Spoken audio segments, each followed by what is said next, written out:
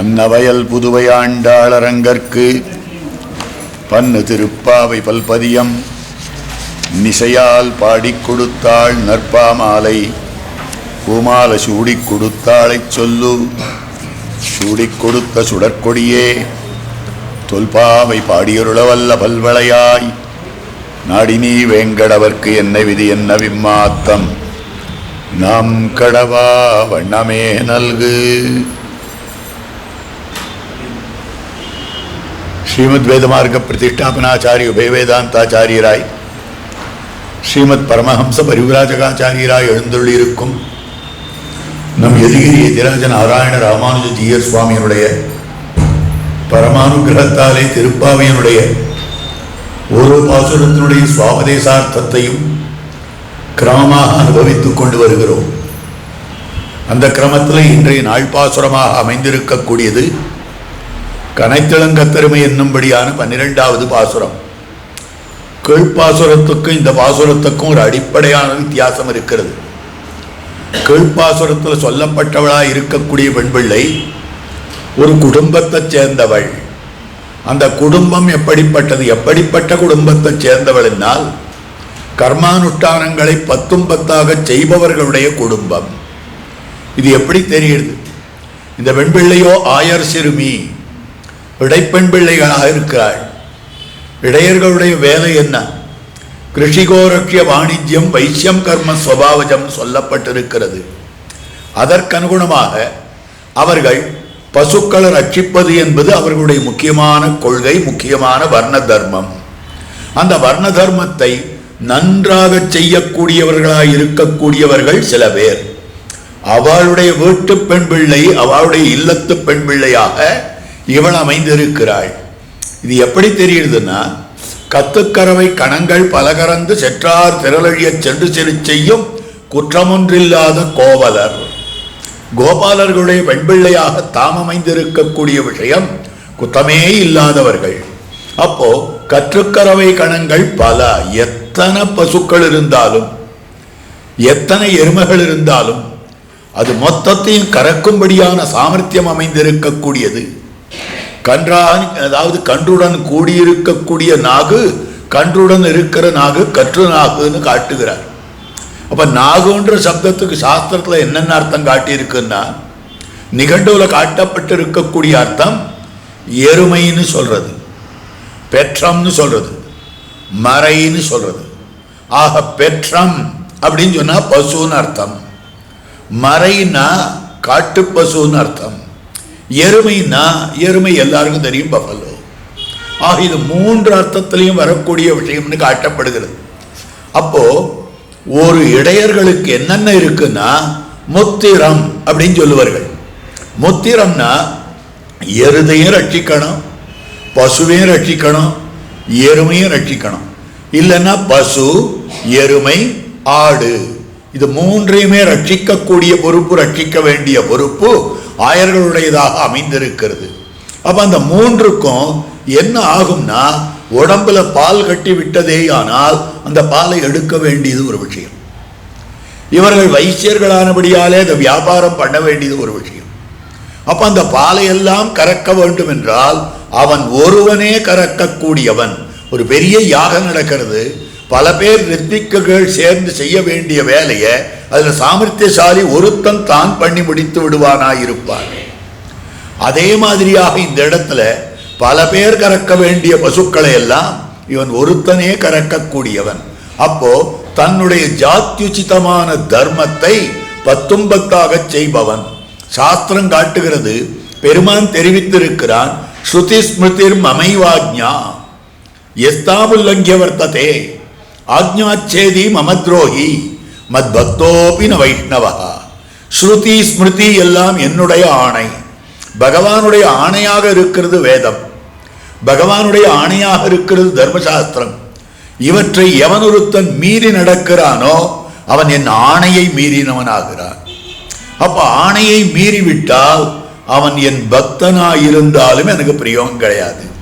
மத் பக்தோபி ந வைஷ்ணவா மத் பக்தோபி நமே பிரியா. இது பகவானே தெரிவித்திருக்கிற வார்த்தை. அப்ப நம்முடைய கர்மானுஷ்டானங்களை நாம விடவே முடியாது. என்னைக்காவது கர்மானுஷ்டானத்தை விட முடியுமா? யாரும் விட முடியாது. ஆனால் அந்த கர்மானுஷ்டானத்தை எந்த பாவத்தோட செய்யறோன்றது தான் வித்தியாசம். யாருமே தன்னுடைய கர்மானுஷ்டானத்தை விட முடியாது. நான் சரணாகதி பண்ணிவிட்டேன், அதனால ஆத்துல தளிகை பண்ண மாட்டேன்னு ஒரு அம்மா சொல்ல முடியுமா? நான் சரணாகதி பண்ணிவிட்டேன், அதனால என்னுடைய குழந்தைகளை நான் பராமரிக்க மாட்டேன்னு ஒரு தகப்பன் சொல்ல முடியுமா? அதெல்லாம் சொல்ல முடியாது. They can't avoid these karmas. இந்த கர்மத்தை இந்த கர்மங்களை எல்லாம் யாருமே அவாய்ட் பண்ண முடியாது. அதனால தான் சந்நியாசிகளுக்கும் சில கர்மானுஷ்டானங்களை விதித்திருக்கிறார்கள். அவ எல்லாத்தையும் விட்டவர்களா இருந்தாலும் கூட அந்த கர்மானுஷ்டானத்தை பண்ணுகிறார்கள். அவ எதுக்காக பண்றான்னா மோட்சம் போறதுக்காக பண்ண வேண்டியதில்லை. ஆனால் லோக சங்கிரகத்துக்காக பண்ண வேண்டும். சிஷ்யர்கள் உஜ்ஜீவனத்துக்காக பண்ண வேண்டும். ஆச்சாரியர்கள் இதற்காக கர்மானுஷ்டானம் பண்ண வேண்டும். பண்ணவே வேண்டாம். ஏன்னா இந்த கர்மானுஷ்டான நிலையெல்லாம் தாண்டி விட்டவர்கள். சந்நியாசம்ன்ற சப்தத்துக்கே எல்லாத்தையும் விட்டுடுறது. அதனால்தான் அத்வைதாச்சாரியர்கள் எல்லா கர்மங்களையும் விட வேண்டும். கர்மம் பந்தகம் அப்படின்னு அவளுடைய கொள்கை. அதனால்தான் இந்த கர்மத்துக்கு உரித்தா இருக்கக்கூடிய யஜ்ஞோபவீதத்தையும் அந்த ஆச்சாரியர்கள் துறக்கிறார்கள். யஜ்ஞோபவீதம் இருந்தால் கர்மானுஷ்டானம் பண்ண வேண்டும். சந்தியாவந்தனாதி தேவதா நமஸ்காரம் பண்ண வேண்டும். சந்தியாவந்தனாதி தேவதா நமஸ்காரம் பண்ணினால் சந்தியாதி தேவதைகள் இருக்கான்னு ஒத்துக்கணும். அத்வைத்த சம்பிரதாய பிரகாரம் தெய்வம்னு சொன்னா அது ஒண்ணுதான் உண்மை.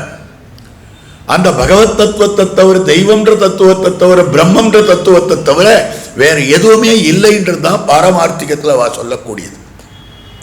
அப்ப இப்ப கண்ணில் தெரியறதெல்லாம் வெறும் மாயை, இல்லாதது இருப்பதாக நம் கண்ணுக்கு தெரிகிறது. இதுதான் அத்வைதாச்சாரியாருடைய கொள்கை. அதனால்தான் அவர்கள் எல்லா அனுஷ்டானத்தையும் விட வேண்டும் என்பதற்காகத்தான். ஏன்னா இந்த கர்மம்னு இருக்கிறதே அது பந்தகம், நம்ம கட்டுப்பாட்டில் வைக்கக்கூடியது. சாஸ்திரம் சொல்லி இருக்கிறது ஒருத்தன் கிரகஸ்த தர்மானுஷ்டானம் பண்ண வேண்டும். மூர்தானம் பத்யுராரோக பிரஜயாச்ச விராட் பவான்னு ஒரு பெண் பிள்ளைக்கு அவாபியாம் கர்மாணி கர்த்தவியானி பிரஜாச்ச உத்பாதயித்வா. நம் இருவராலும் கர்மங்கள் எல்லாம் அனுஷ்டானங்கள் எல்லாம் செய்யப்பட வேண்டும். குழந்தைகள் பெற்றுக்கொள்ள வேண்டும். அப்ப குழந்தை பிறந்ததுன்னா என்ன ஆறுது? அது கர்மம் பந்தகம், நம்ம கட்டுப்பாட்டில் உண்டுபடுறது. நமக்கு கால் கட்டாக இருக்கிறது.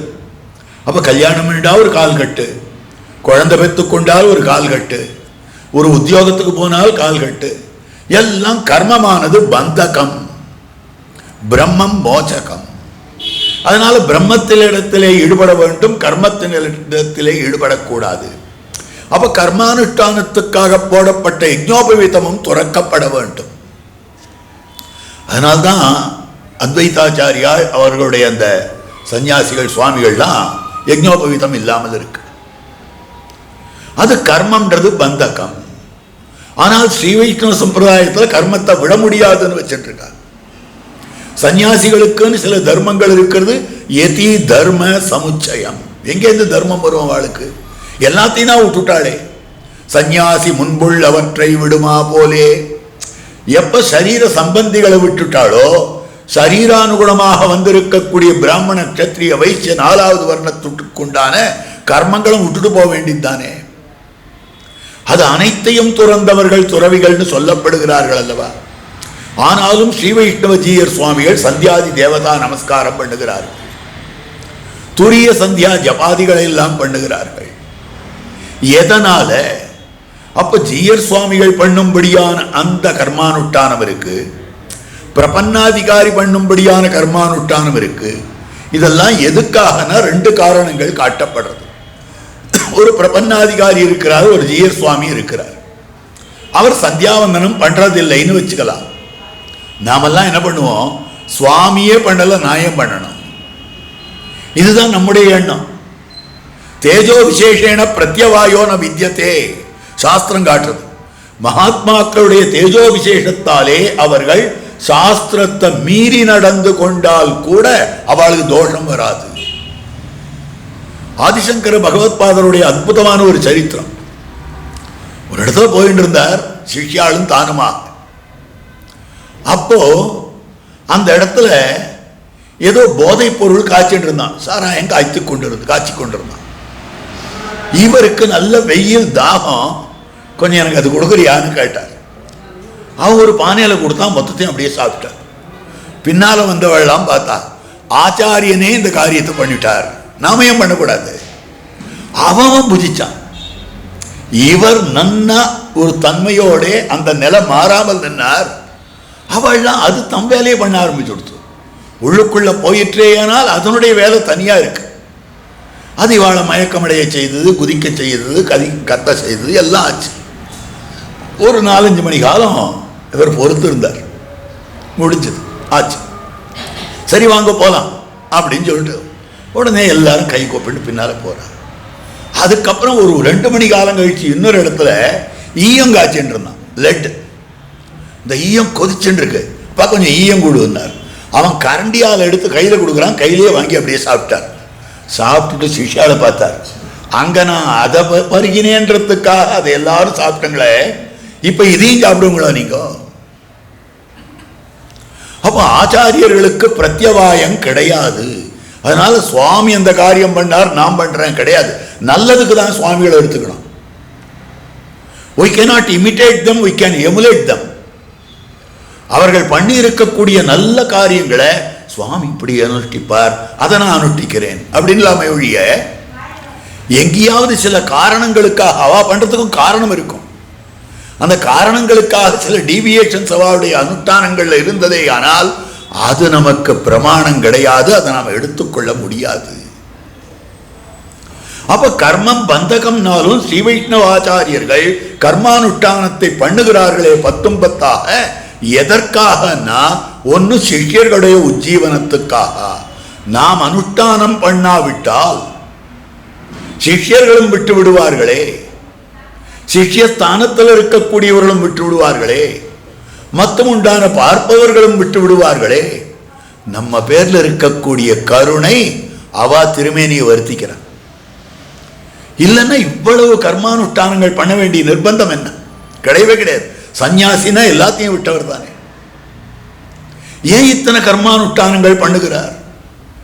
இத்தனை பேர், நிறைய பேர் 2 மணி வரைக்கும் எத்தனையோ பேர் இருக்கிறார்கள். வருபவர்களுக்கெல்லாம் நல்வார்த்தைகளை சொல்லி, அவளுக்கு ஆறுதல்களை சொல்லி, நல்ல உபதேசங்களை பண்ணி, அதுக்கப்புறம் சுவாமி பிட்சைக்கு எழுந்தொழுவதற்கு முன்பாக ஒரு 1/2 மணி காலம் உட்கார்ந்துட்டு மாத்தியானிகத்துக்கு அனுஷ்டானம் பண்ணுகிறார். ஏன் பண்ணணும்? நமக்காக. இல்லைன்னா நான் விட்டுடுவேன் மாத்தியானிகத்தை, சுவாமியே பண்ணல. அப்ப லோக சங்கிரகமேவாபி, அர்ஜுனா நீ யுத்தம் பண்ணணும்பா. நீ இப்போ ஒரு சான்றோனான நிலையில இருக்க, ஒரு எக்ஸாம்பிள் காட்டத்தக்க நிலையில இருக்க. நீ இப்போ உன்னுடைய தர்மமாக இருக்கக்கூடிய கர்மானுஷ்டானத்தை விட்டு விட்டாயே, ஆனால் ஜனங்கள்லாம் விட்டுடுவா. அர்ஜுனனே விட்டுட்டானேன்னு. லோக சங்கிரகம்னு பேர் அதுக்கு. அது ஒரு காரணமாக அமைந்திருக்கக்கூடியது. 2வதான காரணம், இது பகவானுடைய ஆணை, பின்பற்றியே தீர வேண்டும். அப்ப சிஷ்யோஜீவனத்துக்காக பண்ணும்படியான அனுஷ்டானம் பகவானுடைய ஆணைன்றதுக்காக பண்ற அனுஷ்டானம். பகவானுடைய ஆணைன்றதுக்காக பண்ற அனுஷ்டானம்னா பகவத் கைங்கரிய ரூபம், எம்பெருமானுக்கு பண்ணும்படியான கைங்கரியத்தின் வடிவமாய் இருக்கிறது. காரணம் ஏன்? அதைத்தான் முதல்ல ஆரம்பத்தில் ஸ்லோகம் விண்ணப்பம் பண்ணினேன். ஸ்ருதி ஸ்மிருதி மமைவாஜ்ஞா, என்னுடைய ஆணை. ஸ்ருதி ஸ்மிருதி மமைவாஜ்ஞா, தர்மசாஸ்திரமோ வேதமோ என்னுடைய ஆணைன்னு சொல்றான். ஒருத்தருடைய ஆணையை, if anybody order has been carried out, he is pleased. நான் சொன்ன கேட்டுட்டான் அவன், நான் சொல்றபடி அவன் நடந்துட்டான். அப்போ அவருக்கு சந்தோஷம் ஏற்படுறது. இப்ப இந்த கர்மானுஷ்டானத்தை பண்றதுனால பெருமாளுக்கு சந்தோஷம் வந்ததே, ஆனால் அந்த எம்பெருமானுக்கு கைங்கரியமாகி விடுகிறது. கர்மம் கைங்கரியத்திலே புகும். எல்லாம் நமக்கு கைங்கரியம் தான். ஒரே ஒரு க்ஷணத்துல தான் நமக்கு உபாயம் இருக்கிறது, அதுதான் சரணாகதி க்ஷணம். அதுக்கப்புறம் அத்தனையும் கைங்கரிய ரூபமாக அமைந்திருக்கிறது. சங்கல்பம் பண்ணச்சேவே பகவத் கைங்கரிய ரூபம், ஸ்ரீ பகவதாஜ்ஞயா பகவத் கைங்கரிய ரூபம். சந்தியாம் உபாசிஷ்யே, பிராத சந்தியாம் உபாசிஷ்யே. அப்படின்னு சொல்லும்படியான விஷயம்னு பார்த்தால், அப்போ கைங்கரியமாகத்தான் கர்மானுஷ்டானங்கள் பண்ணப்பட வேண்டும். அப்போ ஒரு பிரபன்னாதிகாரி இருக்கிறானே, அவன் ஏன் குடும்ப போஷணம் பண்ணணும்னா பெருமாளுடைய ஆணை. நீ கல்யாணம் பண்ணிக்கோ, சாஸ்திரம் சொல்லியிருக்கு. நீ குழந்தைகளை பெற்றுக்கோ, சாஸ்திரம் சொல்லியிருக்கு. குடும்பத்தை நடத்து, சாஸ்திரம் சொல்றது. இத்தனை சாஸ்திரானுஷ்டானம். தர்ம பிரஜார்த்தம் இமாம் கன்யாம் விருணீமஹே. தர்மார்த்தம் பிரஜார்த்தம், தர்மத்துக்காகவும் பிரஜைக்காகவும் இந்த பெண் பிள்ளையை நான் கைப்பிடிக்கிறேன். அப்போ நம்முடைய கர்மானுஷ்டானங்கள் எப்படி அமைந்திருக்கிறதுனா கைங்கரிய ரூபமாய் அமைந்திருக்கிறது. இது ஒரு விஷயம். இது கீழ்ப்பாசுரத்தில் அவர்கள் கைங்கரியத்தை பண்ணக்கூடியவர்கள்னா கர்மத்வாரா கைங்கரியம் பண்ணுகிறார்கள். இந்த பாசுரத்தில் கனைத்திளங்க திருமை பாசுரத்தில் சொல்லப்படும்படியானவன் இருக்கிறானே, அவனும் கைங்கரிய நிஷ்டன்தான். அப்ப இவன் கைங்கரியத்துக்கும் அவன் கைங்கரியத்துக்கும் என்ன வித்தியாசம்? அவன் கர்மானுஷ்டானத்தை கைங்கரியமாக பண்ணுகிறான், இவன் கர்மானுஷ்டானத்தை விட்டுட்டு கைங்கரியம் பண்றான். வித்தியாசம் பாருங்க, ரெண்டு பேருக்கும் எவ்வளவு வித்தியாசம் இருக்கு பாருங்க. கீழ்ப்பாசுரத்தில் கர்மானுஷ்டானத்தை 10 பண்ணிட்டு இருக்கான். இவன் என்ன பண்ணுகிறான்னால் கர்மானுஷ்டானத்தை விட்டு விட்டு கைங்கரியம் பண்ணுகிறான். எப்படி தெரியுது? இவன் வேலை என்ன தெரியுமா? கண்ணனோட கூடவே போறது, கண்ணன் பக்கத்திலேயே இருக்கிறது. சுரிகையும் தெரிவில்லும் சண்டுகோலும் மேலாடையும் தோழன்மார் கொண்டோட ஒரு கையால் ஒருவன் தன் தோளையூன்றி ஆனிர இனம்புழ குறித்த சங்கம் வருகையில் வாடிய பிள்ளை கண்ணன் மஞ்சளும் வேணியும் மேனியும் வடிவும் கண்டாள். அருகே நின்னாள் என்பன் நோக்கி கண்டாள், அது கண்டி ஊரொன்று புணர்க்கின்னதே. கண்ணனும் பெருமான் முதல்ல பசுவெல்லாம் அனுப்பிச்சுடுவான், அப்புறம் இடைப்பிள்ளைகளெல்லாம் அனுப்பிச்சுடுவான். சுரிகையும் தெரிவில்லும் சண்டுகோலும், சுரிகா சின்ன கத்தி, குருவாள். ஏதாவது ஒரு துஷ்ட ஜந்து பசு மேலே வந்து உட்கார்ந்துதானே அது போய் அடிக்கணும் இல்லையோ, அதுக்காக சின்ன குருவாள் இருக்கும், இங்கேருந்து தூக்கி எறிவாது மேலே விடும். தெரிவில்லும், இன்னும் சில காக்கைகள் ஏதாவது சில பறவைகள் வந்து பசுக்களை எருதுகளை துன்புறுத்தும். எருதின் புண் காக்கை அறியாதுன்னு. அப்ப அந்த சமயத்தில் அந்த காக்கையை ஓட்டணும், கொல்ல முடியாது. அதுக்காக தெரிவில் எடுத்து அடிப்பான். ஒரு ஒய் ஷேப்பில் கட்டை இருக்கும், அதில் வந்து ரப்பரில் இது கட்டி வச்சிருப்பான், எலாஸ்டிக் கட்டி வச்சிருப்பான். அது நுனியில் கல்லை வச்சு அப்படி இழுத்து அடித்தான்னா நேரங்க கூறி நேரம் அது தலையில் போய் விடும். அது கிட்ட வரைச்சா அது பறந்து போயிடும். என்னைக்குமே நம்முடைய வகையில் பார்த்தோமே ஆனால் எந்த ஃபீல்டாக இருக்கட்டும், அழிக்கிறதுன்றதே கிடையாது. பூச்சி கொல்லி மருந்து நாம கண்டுபிடிக்கல, பூச்சி ஓட்டுற மருந்து தான் கண்டுபிடிச்சோம். வயல்ல இருக்கக்கூடிய பயிர்கள் எல்லாம் வாழ வேண்டும் என்னால் அதுல பூச்சிகள் வராத இருக்கிறதுக்கு மருந்து கண்டுபிடிச்சோம். வந்த பூச்சி பறந்து போறதுக்கு மருந்து கண்டுபிடிச்சோமா ஒழிய பூச்சியை அழிக்கிறதுக்கு மருந்து கண்டுபிடிக்கல. கொசு வராத இருக்கணும்னா அதுக்குன்னு வாசல்ல சில செடிகளை வச்சிருப்பா, கொசு உள்ள வராது. இன்னைக்கு என்னன்னா கொசுவுக்கு பேட் வச்சு லொட்டு லொட்டுன்னு அடிச்சு கொள்றோம். அது எங்கிருந்து இம்போர்ட் ஆயிருக்கு இந்த மெத்தட்னு பாருங்களேன். நம்ம பாரதிய சம்ஸ்கிருதியில இந்தியன் கல்ச்சர்ல எதையும் கொல்றதுக்கு அனுமதிக்கிறதே கிடையாது. ராஜாக்கள் சென்று வேட்டையாடுகிறார்கள் என்னால் வந்து கஷ்டப்படுத்தக்கூடிய ஜந்துக்களைத்தான் வேட்டையாடுவர்களே ஒழிய, இந்த ஹிந்தியில பால்தூ ஜான்வர்னுவா, வளர்க்கத்தக்கதாய் இருக்கக்கூடியதான எந்த ஜந்துவாய் இருந்தாலும் அதை வளர்க்கத்தான் செய்வார்கள். அப்ப கொசுக்களை ஓட்டணும், கொசுக்களை ஒழிக்கிறதுன்றதே கிடையாது. ஏன்னா அதுக்கு உயிரோட வாழறதுக்கு உரிமை இருக்கு. ஏதோ கர்மானுகுணமாக அந்த சரீரத்தை எடுத்திருக்கு, அதனுடைய கர்மானுகுணமாக அது தன்னுடைய காலத்தை கழிக்கணும். அதுக்கு முன்னால் அதை கொல்றதுக்கு நமக்கு எங்க அதிகாரம் இருக்கு? அதனால எந்த இடத்துலையும் நம்முடைய பெரியவர்கள், நம்முடைய பாரதிய சாஸ்திரமானது யாரையும் அழிக்கிறதுக்கே சொல்ல. வேடிக்கையா ஒரு பெரியவர் சொன்னார், சாதாரணமா மற்ற சம்பிரதாயத்தை தான் சொல்லுவா, பாபத்தை வெறு, பாபம் பண்ணினவனை வெறுக்காதே. பாபத்தை வெறு, நீ பாபத்தை வந்து திரஸ்காரம் பண்ணு, ஆனால் பாபம் பண்ணினவனை திரஸ்கரிக்காதே அப்படின்னு இதர சம்பிரதாயத்தில் மதாந்தரஸ்தர்கள் சொல்லும்படியான வார்த்தை hate the sin, don't hate the sinner அப்படின்னு சொல்றான்னு. அது நம்ம சம்பிரதாயம். மாற்றாரை அழிக்க வல்லானை இல்ல, மாற்றாரை மாற்றழிக்க வல்லானை. மாற்றார் விரோதிகள், மாற்று விரோதம். மாற்றாரை விரோதிகளுடைய மாற்றழிக்க வல்லான், விரோதத்தை அழிக்க வல்லவன் கண்ணன். அப்ப நம்ம சம்பிரதாயமே எல்லாமே வியக்திகளை அழிக்கிறது இஷ்டமே கிடையாது. வியக்திகளுக்கு இருக்கக்கூடிய குணத்தை போக்க வேண்டும், துர்குணத்தை போக்க வேண்டும் அப்படின்னு அமைந்திருக்கக்கூடிய விஷயமானபடியாலே அதற்கனுகுணமாக 10 கர்மானுஷ்டானம் பண்ணுபவர்கள்னு சில பேர் இருக்கா. ஆனால் சில பேர் அந்த கர்மானுஷ்டானங்களை விட்டவர்கள். விடலாமா? கர்மானுஷ்டானத்தை விடலாமா? இந்த பாசுரத்தில் எழுப்பப்படுற பெண் பிள்ளை ஒரு கையால் ஒருவன் தன் தோளையூன்னி சுரிகையும் தெரிவில்லும். ஒரு சுரிகை கத்தி வச்சுட்டு இருக்கான், அதை வச்சுட்டு துஷ்ட ஜந்துக்களை ஓட்டணும். தெரிவில்லும் சண்டு கோலும், பசு ஹை ஹைன்னு ஓட்டுறதுக்கு இருக்கக்கூடிய கோல். மேலாடையும் கண்ணன் மேலே போட்டு கம்பளி, இதெல்லாம் என்ன பண்ணுவான்னா தோழன்மார் கொண்டோடா. ஒரு தோழன் இடத்துல ஒன்று கண்ணன் கொடுத்து அனுப்பிச்சுடுவாராம். இந்த பள்ளிக்கூடம் படிக்கிற குழந்தைகள், கார்பரேஷன் ஸ்கூல்ல அந்த காலத்தில் அநேக குழந்தைகள் பவ்யமா இருக்கும். இதுல ஒருத்தன் கெட்டிக்காரனா இருப்பான் அல்லது துட்டனா இருப்பான். அவன் என்ன பண்ணுவான், அவனுடைய லஞ்ச் பாக்ஸை இன்னொரு பையன்கிட்ட கொடுத்துட, எங்க வீட்டில் கொண்டு போய் வைடா. அவனுடைய ஸ்கூல் பேக்கை இன்னொருத்தனிடத்துல கொடுப்பான், பால் பேட்டெல்லாம் இன்னொருத்தனிடத்துல கொடுப்பான். இவன் பாட்டு கை வீசின்னு நடந்து வருவான். அப்படிதான் கண்ணன் ஒருவர்.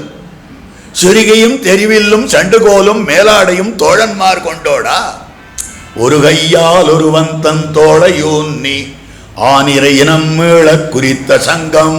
அதுல ஒத்தனை செலக்ட் பண்ணி வச்சிருக்கான். அவனுக்கு சாதாரணமாக ஸ்ரீதாமான்னு அவனுக்கு பெயர் அப்படின்னு சில புராணங்கள்ல சில கவிகள்லாம் எழுதி வச்சிருக்கான். அந்த ஸ்ரீதாமான்ற பிள்ளை இருக்கானே, அவன் தோல்ல கையை போட்டுட்டு கண்ணன் வருவாரான். கண்ணனுடைய தோளுக்கு இனியான் அவன் இல்ல, கண்ணன் அவனுடைய தோளுக்கு இனியான். சாதாரணமா பெருமாளுக்கு சாத்தப்படும்படியான பிரபாவளி இருக்கிறதே, அதுக்கு தோளுக்கு இனியான்னு பேர். கண்ணனுடைய தோளுக்கு இனியான். கண்ணன் ஒரு கையால் ஒருவன் தன் தோளையூன்றி ஆனிரை இனம் மீள குறித்த சங்கம். பசு எல்லாம் சீக்கிரம் வாங்க போனோம் எல்லாருக்கும் சொல்லிட்டு ஊன்னு கத்துவான். கண்ணன் சங்கு ஊதுவான். வருகையில் வாடிய பிள்ளை கண்ணன். அப்ப அந்த கண்ணனோட கூடவே வரான ஒருத்தன், அவன் எப்பவும் கண்ணனோட கூடவே இருப்பான். எப்படி இளைய பெருமாள் ராமபிரானோடு கூடவே இருந்தாரோ அந்த மாதிரி கண்ணனோட கூட இருக்கிறவன். அவனுடைய தங்கை இவள்.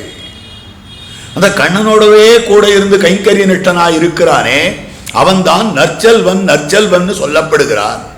அவனுடைய தங்கையாய் இருக்கக்கூடியவளே அப்படின்னு சொல்றது. இங்கேதான் பெரியவாச்சான் பிள்ளை வியாக்கியானத்தில் காட்டுறார், நாயனாரும் காட்டுறார். சக்கரவர்த்தி திருமகனாரை விடாமல் பின்தொடர்ந்து திரிந்தவனான இளைய பெருமாளைப் போலே, லக்ஷ்மணனைப் போலே கண்ணனை விடாதிருக்கக்கூடிய ஒரு பிள்ளை, அவன் வீட்டு பெண் பிள்ளை, அவனுடைய தங்கையாய் இருக்கிறாள். இங்க பார்க்கணும், சக்கரவர்த்தி திருமகனார் அவர் நான் காட்டுக்கு புறப்பட்டு போறேன் அப்படின்னு, நானும் வரேன்றா சீதை. அப்ப நீ வர வேண்டாம், காடு ரொம்ப துக்ககரமா இருக்கும். அப்ப பல ஆர்குமெண்ட்ஸ் வைக்கிறார், பல விதமான வாதங்களை எடுத்து வைக்கிறாள் சீதா பிராட்டி. அவள் சீதா பிராட்டி சொல்லும்படியான வார்த்தை கிம் த்வா மன்யத வைதேஹா. எங்க தகப்பனார் உன்னை பத்தி என்ன நினைக்க மாட்டார். அதுக்கு ஒரு 7 வியாக்கியானம் என்றார் பெரியவாச்சான் பிள்ளை. விபுலமான வியாக்கியானம். தனி ஸ்லோகத்தை தனிப்பட அனுபவிக்க வேண்டிய விஷயம். கிம் த்வா மன்யத வைதேஹா, எங்க தகப்பனார் உன்னை என்ன நினைக்க மாட்டார் ராமா. எங்க தகப்பனார் யார் தெரியுமா? விதேகராஜன் வைதேகன் இல்ல, வைதேகா, தேகத்தில் ஆசை இல்லாதவர். எப்படிப்பட்டவர்னா கர்மணைவை சம்சித்தி மாஸ்திதா ஜனகாதயா. ஜனகர் முதலானவர்கள் கர்மத்தாலேயே சித்தி பெற்றவர்கள். அப்ப கர்மத்தாலே சித்தி பெற்றவராய் அமைந்திருக்கக்கூடிய ஜனகர்னா சரீரத்தில் ஆசையே இல்லாதவர், கர்மானுஷ்டானத்தை தத்பரராக செய்யக்கூடியவர். இன்றாக நீ என்னை இங்க விட்டுட்டு போயிட்டேனா, கர்மானுஷ்டான தத்பரராய் இருக்கிற எங்க தகப்பனார் என்ன நினைக்க மாட்டார். அப்படின்னா என்ன அர்த்தம்? நான் கர்மானுஷ்டானத்தில் ஈடுபட்டிருக்கேன், என்னுடைய மாப்பிள்ளையும் கர்மானுஷ்டானத்திலேயே ஈடுபட்டு இருப்பான் அப்படின்ற எண்ணத்தில் தானே என்னை கொடுத்தார். இப்போ நீ என்னை விட்டுட்டு போயிட்டேன்னா நீ காட்டில் போய் அக்னிஹோத்திரம் பண்ண வேண்டாமா? நீ எங்கே போறியோ நித்யாக்னிஹோத்திரம் பண்ண வேண்டாமா? அக்னிஹோத்திரத்துக்கு பக்கத்தில் இருந்து பில்லு கொடுக்க வேண்டியவள் யாருன்னு கேட்டால் பத்தினி கொடுக்க வேண்டும். நீ இன்றாக என்னை விட்டுட்டு காட்டுக்கு போய்விட்டாயே, ஆனால் அக்னிஹோத்திராதி கர்மங்களை விட்டுட்ட. எங்க தகப்பனார் நினைக்க மாட்டாரா? அப்போ உன்னை பத்தி என்ன நினைப்பார்? ஒரு நல்ல ஆஸ்திகனாய் இருக்கக்கூடிய ஒரு பிள்ளைக்கு பெண்ணை கொடுத்தேன்னு நினைச்சிட்டு இருந்தேன், ஒரு விராத்தியனுக்கு நாஸ்திகனுக்கு பெண்ணை கொடுத்துட்டேன்னு நினைக்க மாட்டாரா? அப்போ உடனே பெருமாளுக்கு கன்வின்சிங்கா படுது, ஆமாமா வாஸ்தவம் தான், உடனே சரிவா அப்படின்னு அழைச்சிட்டு போயிட்டார். பெருமான் நித்யாக்னிஹோத்திரம் பண்ணினார். அக்னிஹோத்திர ஹோம புகைகள்லாம் இருக்கு, அதெல்லாம் வச்சுட்டு தான் பரதாழ்வான் இது சக்கரவர்த்தி திருமானார் எழுந்தருள் இருக்கிற இடம்னு கண்டுபிடித்துக் கொண்டான். எப்படி கண்டுபிடித்துக் கொண்டான்னா, அந்த இடத்துல அமைந்திருக்கக்கூடிய பெருமானுடைய சீர வல்கலங்களை எல்லாம் பார்த்து, ஹோம புகைகளை பார்த்து இது பெருமாள் இருக்கிற இடம்னு தெரிந்து கொண்டான். அப்புறம் நான் சித்திரகூடத்தில் பேசினான். இதெல்லாம் ஸ்ரீராமாயணத்தில் அமைஞ்சிருக்கு. அப்படி போன போது கர்மானுஷ்டானங்களை பண்ணுவதற்கு ராமன் சீதா பிராட்டி அழைத்துக் கொண்டு சென்றானே, கூட போன லக்ஷ்மணன் ஊர்மிளையை அழைச்சிட்டு போனானா? அழைச்சுட்டே போகல, அவளை ராஜ்யத்திலே விட்டுட்டு வந்துட்டான். அப்ப அவன் கர்மானுஷ்டானம் பண்ண வேண்டாமா? ரெண்டு பேருமே கத்திரியர்கள், ரெண்டு பேருமே கிரகஸ்தர்கள், ரெண்டு பேருமே கர்மானுஷ்டானம் பண்ணணும். ஆனால் பெரியவன் ஒருத்தன் பண்ணினால் மற்றொருத்தன் பண்ணாமல் இருக்கலாமா? நியாயமா? வேடிக்கையா சொல்றது உண்டு. சில கிரகங்கள்ல அமாவாஸ்யா தர்ப்பணாதிகளே மூத்த பிள்ளை பண்ணா போறோம், மத்தவா பண்ண வேண்டாம், சாஸ்திரம் சொல்லல. அப்படி எங்க அண்ணா இருக்கார், எங்க அண்ணா தர்ப்பணம் பண்றார், ஸ்ராத்தமாச்சு உங்க தகப்பனா ஸ்ராத்தமாச்சு எப்படின்னா, எங்க அண்ணா இருக்கார் அவர் பண்றார், இவர் உத்தியோகத்துக்கு போயிட்டு இருப்பார், என்ன வேணாலும் பண்ணிருப்பார், என்ன வேணாலும் சாப்பிட்டுருப்பார், அன்னைக்கு ஒரு விரதானுஷ்டானம் கூட பண்றது இல்லை. அந்த மாதிரி இருக்கக்கூடிய நிலை. ஏன்னா பெரியவன் இருக்குச்சே சின்னவன் பண்ண வேண்டியதில்லை, அதுக்கு அவ இதை பிரமாணமா காட்ட ஆரம்பிச்சுட்டான். ராமபிரான் கர்மானுஷ்டானம் பண்ணா லக்ஷ்மணன் பண்ணலையே. லக்ஷ்மணன் ராம கைங்கரியத்திலே இருந்தான். மூத்தவன் இப்படிப்பட்ட பித்ருகர்மாக்களை பண்ணுகிற போது இளையவர்கள் அவ கூடவே இருக்கணும், கைங்கரியப்பரர்களாக இருக்கணும். அதற்கனுகுணமாக ராம கைங்கரியத்திலே ஈடுபட்ட லக்ஷ்மணன் என்னைக்கு அக்னிஹோத்திரம் பண்ண போறானோ அன்னைக்கு தான் இந்த பிள்ளை பசு கறக்க போறான், எருமை கறக்க போறான். இந்த பிள்ளை எருமை கறக்கல. இது என்னமா தெரியுதுன்னா, கனைத்திளங் கற்றெருமை கன்றுக்கு இறங்கி நினைத்து முலை வழியே நின்றுபால் சோர நனைத்தில்லம் சேராக்கும் நற்செல்வன் தங்காய் பனித்தலை வீழனின் வாசல் கடை பற்றி. கனைத்து இளங்கத்தெருமை. இனிமேல் சுவாபதேசத்துக்கு வருவோம். இப்போ பிரமேயம் சொல்லிவிட்டேன், பாசுரத்தினுடைய அர்த்தத்துக்கு வியாக்கியானத்தில் சொல்லியிருக்கிற விஷயங்கள்ல போல. ஆனால் இதுக்கு சுவாபதேச அர்த்தம் போகணும். கனைத்திளங் கற்றெருமை கன்றுக்கு இறங்கி. நம்முடைய ஆச்சாரியர்களை ரெண்டு விதமா பிரிக்கிறார். அனுவர்த்தி பிரசன்னாச்சாரியர், கிருபாமாத்திர பிரசன்னாச்சாரியர். சில ஆச்சாரியர்களிடத்துல போய் போய் போய் கேட்கணும். 18 தடவை நடந்தார் பெருமானார், அப்புறம்தான் அவருக்கு திருமந்திரார்த்தம் கிடைச்சது. அதுக்கப்புறம் தனியாக வர வேண்டும்னு கூப்பிட்டு உட்கார வச்சு, குரத்தாழ்வானும் முதலியாண்டானும் கூட இருக்கலாகாது என்று சொல்லி அவரை மாத்திரம் உட்கார வைத்து சொன்னது சரமஸ்லோகார்த்தம். இப்படிதான் மனோரமாவில் வியாக்கியானம் பண்றார். இவ்வர்த்தம் அறிகைக்காகவே எம்பெருமானார் திருக்கோட்டியூர் நம்பி பக்கலிலே 18 கால் நடந்தது. 18 தரம் நடந்ததற்கு காரணம் என்னன்னா, இந்த சரமஸ்லோகார்த்தம் தெரிந்து கொள்வதற்கு. என்ன கஷ்டமான புஸ்தகத்தை பார்த்தா புரியாதன்னா, என் புஸ்தகத்துல தான் பதவுரை போட்டிருக்கா, பொழிப்புரை போட்டிருக்கா, விசேஷார்த்தம் போட்டிருக்கா, எத்தனை புஸ்தகங்கள் போட்டு வச்சிருக்கா, எம்பெருமானார் எழுதி வச்சிருக்கா. அதுக்கு முன்னால் இருக்கிறவெல்லாம் கீதார்த்த சங்கிரகத்தில் ஆள வந்தார் சாதிச்சிருக்கார். சம்ஸ்கிருதம் தெரிஞ்சா போருமே, சர்வதர்மான் பரித்யஜ்ய மாமேகம் சரணம் ரஜா அகம்பா ஸ்வரூபா பேப்பியோ மோக்ஷயிஷ்யாமி மாசுஜா, அர்த்தம் தெரியாது போயிடுமா? எல்லாம் தெரியும். அதனால ஒரு அவேர்னஸ் கிரியேட் ஆகுமே ஒழிய ஆச்சாரியோபதேசம் இல்லைன்னா ரியலைசேஷன் கிரியேட் ஆகாது. புஸ்தகம் புரிஞ்சுக்கிறதுக்கு எத்தனையோ இருக்கு. ஏன் சிடி இல்லையா? எவ்வளவு சிடி இருக்கு, எவ்வளவு பென்ட்ரைவ் இருக்கு, அதுல எவ்வளவு ககனமான விஷயங்கள், ஆழ்ந்த விஷயங்கள்லாம் சொல்லியிருக்காங்க. ஆனாலும் கூட ஆச்சாரிய சிஷ்ய பரம்பரையில கேட்டால் தான் தெளிவு ஏற்படும். அப்போ அதுக்கு தெரிஞ்சுக்க முடியாத அர்த்தம் என்ன இருக்கு? ஏகசப்தார்த்தம். அது தனியா ஒரு நாள் விவரிக்கிறேன். மாம் ஏகம் சரணம் ரஜா, என் ஒருவனையே சரணமாக பத்துவாயாக. அந்த ஏக சப்தத்துக்கு என்ன அர்த்தம் சொல்லணும்? இதுதான் ரொம்ப முக்கியமான விஷயம். அப்ப இந்த அர்த்தத்தை தெரிந்து கொள்வதற்காக 18 தரம் இழுத்தடிச்சார். யாரை இழுத்தடிச்சார்னா அவதார புருஷரா இருக்கக்கூடிய ராமானுஜரை இழுத்தடிச்சார். மற்றவ யாராவது ஒன்றும் ஸ்ரத்தை இல்லாதவாழ ஸ்ரத்த வர வரைக்கும் இழுத்தடிச்சா நியாயம். ராமானுஜர் இழுத்தடித்திருக்கிறார் என்னால் அதுக்கு காரணம் அவர் அனுவர்த்தி பிரசன்னாச்சாரியர். அதுக்கு காரணம் அர்த்தம் அவ்வளவு உயர்ந்தது அப்படின்னு காட்டப்படுறது. ஆனால் எம்பெருமானாருக்கு பின்புள்ள ஆச்சாரியர்கள் இந்த வாசுர வியாக்கியானத்திலேயே காட்டி இருக்கக்கூடிய விஷயம் கடைசியில வார்த்தை என்னன்னா, எம்பெருமானார் அவதரித்தார் போலே ஆயிற்று இப்பெண் பிள்ளையும்.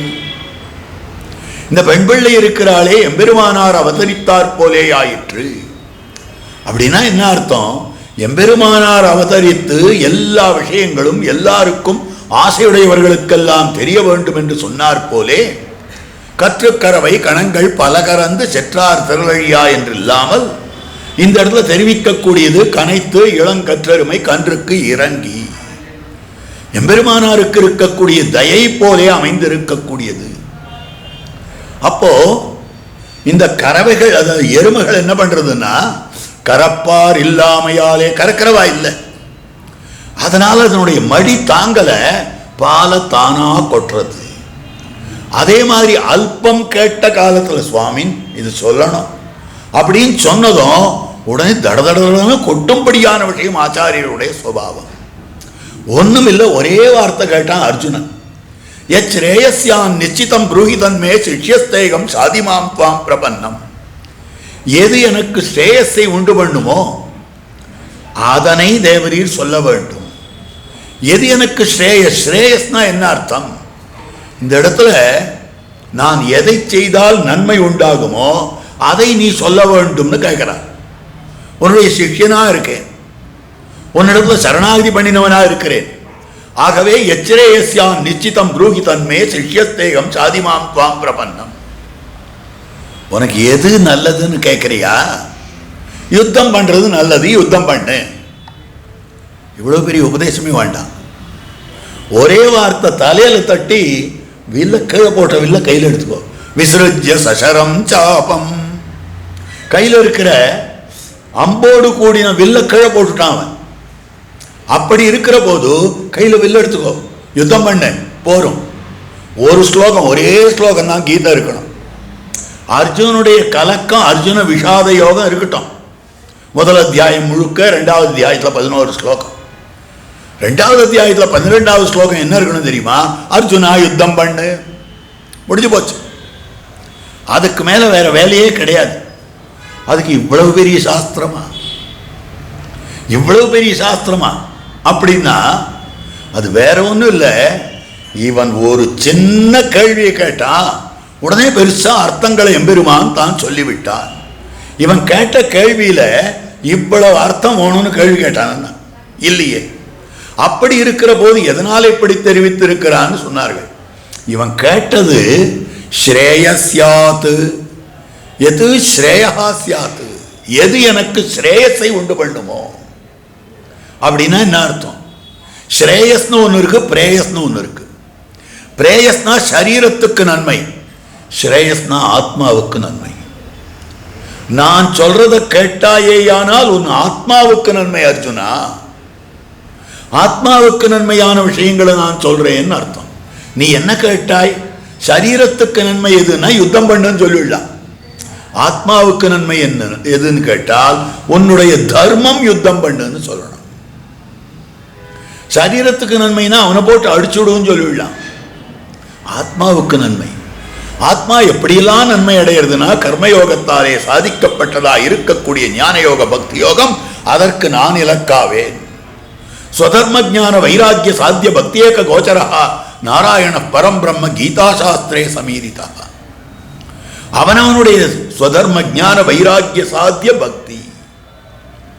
அப்ப அந்த பக்திக்கு பகவான் இலக்காகிறான்னு இத்தனை அர்த்தத்தையும் காட்டி இருக்கிறான். அப்ப இது மொத்தம் ஆத்மாவுக்குண்டான அர்த்தம். இதுதான் ஆச்சாரிய லட்சணம். ஆச்சாரிய லட்சணத்தை எம்பெருமான் காட்டுறான். எங்கேயாவது ஒரு சின்ன கேள்வி கேட்டுட்டா அர்த்தங்கள் முழுக்க கொட்டிடுவா ஆச்சாரியர்கள். அதே மாதிரிதான் கன்றுக்கு இறங்கி நினைத்து முலை வழியே நின்று பால் சோறார். அந்த இரக்கமானது பாலை பொழிந்தல்லது நிற்க ஒண்ணாது, தன்னுடைய கன்றுக்கு இறங்கிற்று.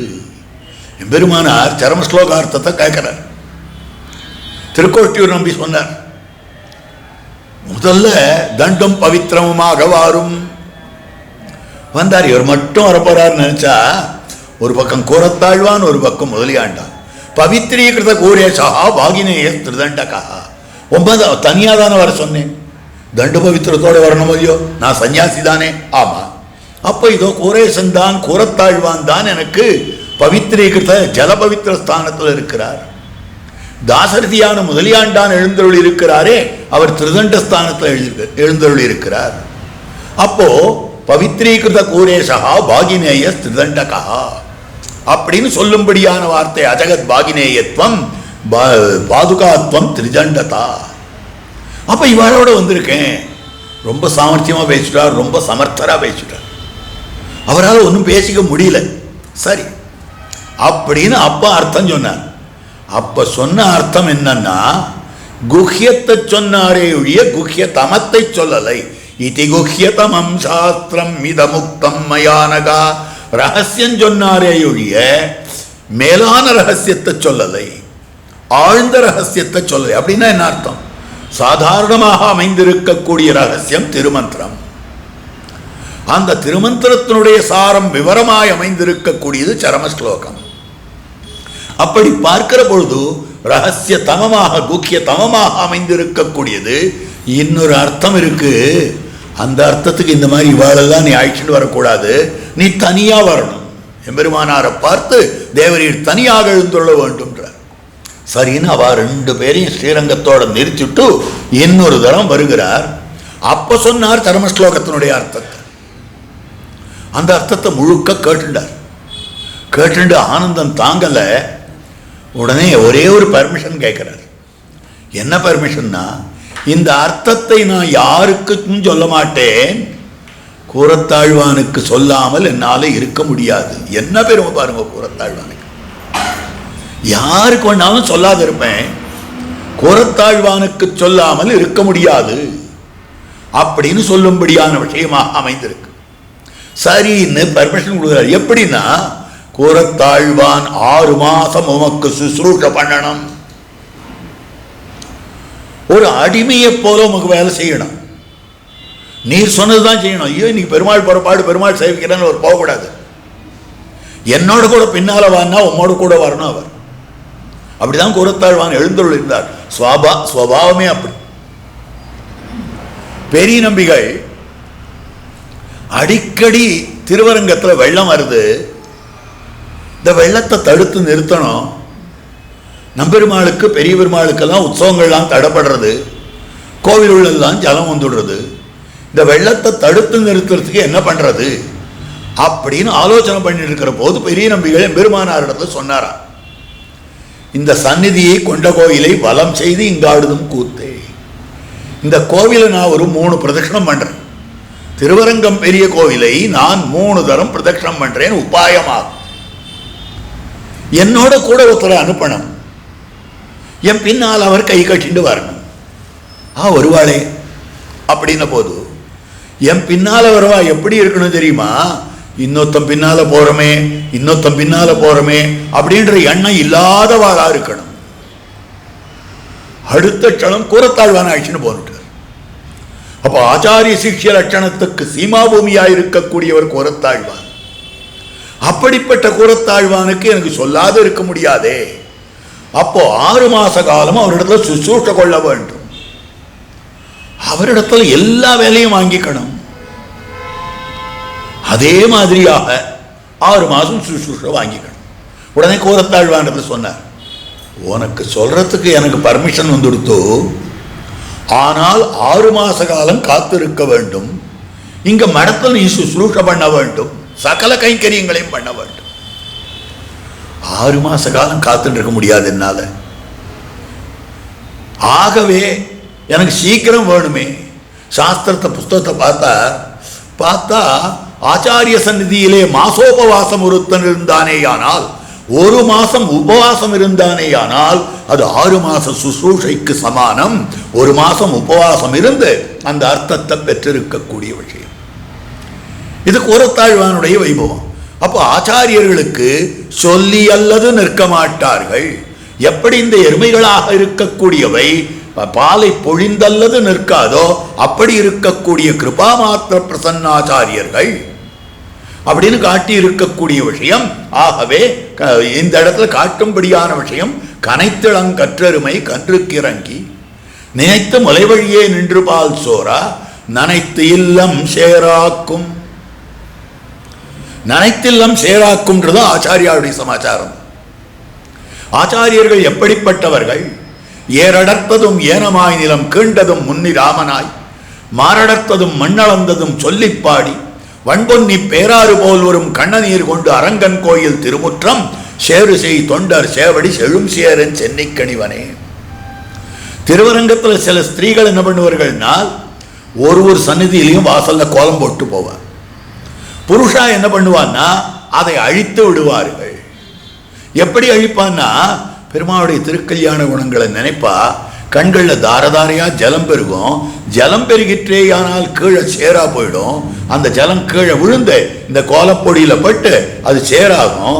அவளுடைய திருவடிகள்ல அந்த சேறு பட்டு இருக்கும். அந்த சேற்றை எடுத்து எனக்கு நான் நெத்தியில பூசிக்கணும், தலையில வச்சுக்கணும்.